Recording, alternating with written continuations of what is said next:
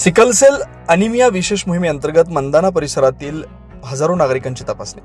Sickle cell anaemia हद्दपार करण्याच्या उद्देशानं नंदुरबार जिल्ह्यात राबवण्यात येत असलेल्या विशेष मोहिमेअंतर्गत शहादा तालुक्यातील मंदाना प्राथमिक आरोग्य केंद्रात मोठ्या प्रमाणावर सिकलसेल अनिमियाची तपासणी करण्यात आली. शहादा तळोदा मतदारसंघाचे आमदार राजेश पाडवी यांच्या सहकार्याने ही मोहीम यशस्वीपणे पार पडली. या मोहिमेत मंदाना, वाघर्डे, पुरुषोत्तम नगर तसेच शहाणा प्राथमिक आरोग्य केंद्राच्या कार्यक्षेत्रातील हजारो नागरिकांनी सहभाग नोंदवला.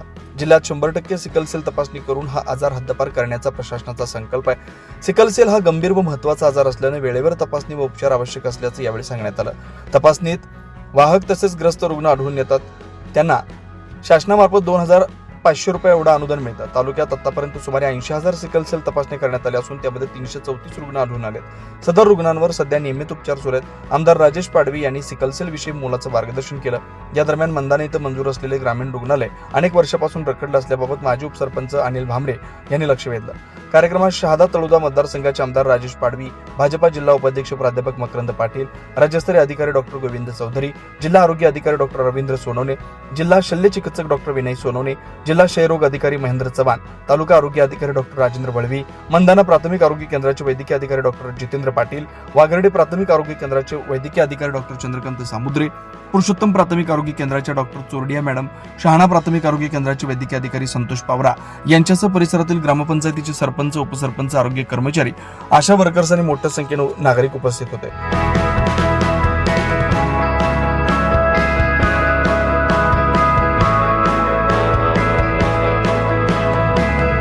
21 तारखेपासून 7 तारखेपर्यंत त्या ठिकाणी संपूर्ण राज्यामध्ये होते आणि नंदुरबार जिल्ह्यामध्ये आम्ही खास करून शहादा तालुक्यामध्ये आणि तळोदा तालुक्यामध्ये त्या ठिकाणी अरुणोदय सिकलसेल अनिमिया तपासणी शिबिर आम्ही आयोजित केलेलं आहे.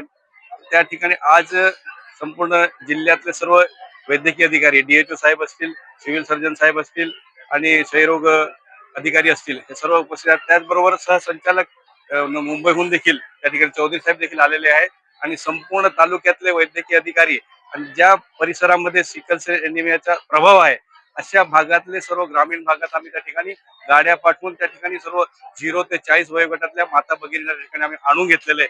त्या ठिकाणी मोठ्या प्रमाणात मास तपासणी या ठिकाणी आम्ही करतोय मंदाना PSC ला. आज त्याला मोठा प्रतिसाद त्या ठिकाणी मिळालेला आहे आणि मोठ्या प्रमाणात महिलांनी देखील त्याच्यात सहभाग नोंदवलेला आहे. येणाऱ्या काळामध्ये देखील जास्तीत जास्त महिलांचा सहभाग, लहान मुलांना देखील तपासणी होईल यासाठी आम्ही संपूर्ण जिल्हा वैद्यकीय अधिकारी असतील, सर्वच अधिकारी वैद्यकीय अधिकारी प्रयत्न करणार आहोत आणि जे काय आमचे सोशल वर्कर आहेत किंवा मग NGO आहेत यांची आम्ही त्या ठिकाणी मदत घेऊ, ग्रामस्थांची मदत घेऊ आणि संपूर्ण जिल्ह्यात 100% स्क्रीनिंग कशी होईल, तपासणी 100% सिकलसेल अनिमियाची कशी होईल, जेणेकरून आम्हाला त्या ठिकाणी किती रुग्ण बाधित आहे याची आकडा ह्या ठिकाणी मिळेल आणि त्या ठिकाणी सरकारकडे पाठवून आरोग्य विभागामार्फत त्याचं चांगलं नियोजन करून कायमचं उच्चाटन कसं करता येईल, समुपदेशन कसं करता येईल असं आम्ही त्या ठिकाणी ठरवण्यात. त्यासाठी आज मंदाना गाव त्या ठिकाणी हे अभियान आम्ही त्या ठिकाणी राबवलं.